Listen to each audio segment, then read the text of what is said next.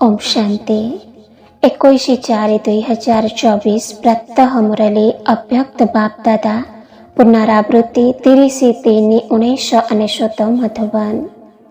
मुरलीर सार छी तीव्र पुरुषार्थर लगन को ज्वाला स्वरूपरे परिवर्तन करी बेहदर वैराग्यर तरंग विचूरित कर।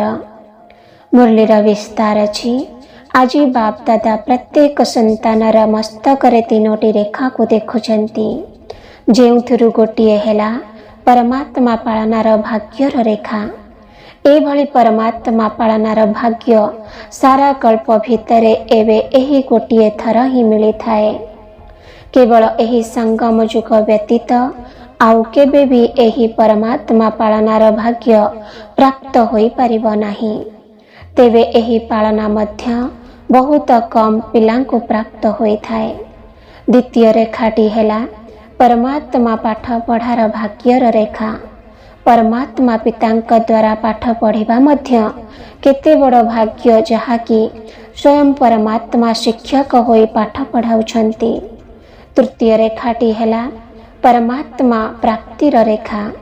टिकिए भाभी देख, तुमको केते सबु प्राप्ति मिलुछि। समस्त को मने अच्छी ना प्राप्ति गुड़िकर तालिका केते लंबा। तेणु प्रत्येक मस्तकरे एही तीनोटी रेखा चमकुछि। निजको एभली भाग्यवान आत्मा मने करुछ। पालना, पाठपढ़ा एवं प्राप्ति एहा सहित बापदादा पिलांकर निश्चय आधार रे आत्मिक निशा को मध्य देखुछंती। प्रत्येक परमात्मा संतान केते निशारे रहउछंती। सारा विश्वरे एवं सारा कल्परे सबुठारु उच्चरु उच्च मध्य अट, महान मध्य अट एवं सर्वश्रेष्ठ पवित्र मध्य अट। तुम मानक भली पवित्र आत्मा जे कि शरीर रे मध्य पवित्र एवं मनरे अर्थात संकल्प रे मध्य पवित्र तथा देवता स्वरूप रे सर्वगुण संपन्न निर्विकारी आउ कहीं भी हेउ नहांती। ता सहित हाईएस्ट अर्थात उच्चरु उच्च मध्य होइथिब, होलीएस्ट अर्थात श्रेष्ठ पवित्र मध्य होइथिब एवं रिचेस्ट अर्थात सबुठारु धनशाली मध्य होइथिब।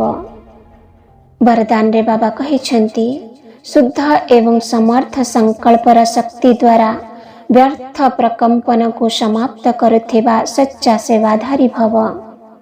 विस्तारे बाबा कहिछंती, कथारे अच्छे संकल्प मध्य सृष्टिर निर्माण करि दिए। जेतेबेले दुर्बल एवं व्यर्थ संकल्प करुछ, सेतेबेले व्यर्थ वातावरणर सृष्टिर निर्माण होई जाउछि।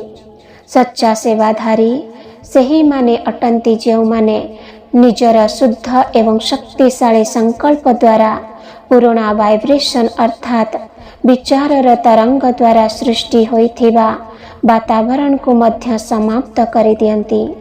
जेपरि वैज्ञानिक माने अस्त्र द्वारा अस्त्र को समाप्त करि देउछंती, गोटिए विमान द्वारा अन्य विमान को खसाई देउछंती, सेही परि तुम मानकर शुद्ध एवं समर्थ संकल्पर वाइब्रेशन व्यर्थ वाइब्रेशन को समाप्त करि देउ।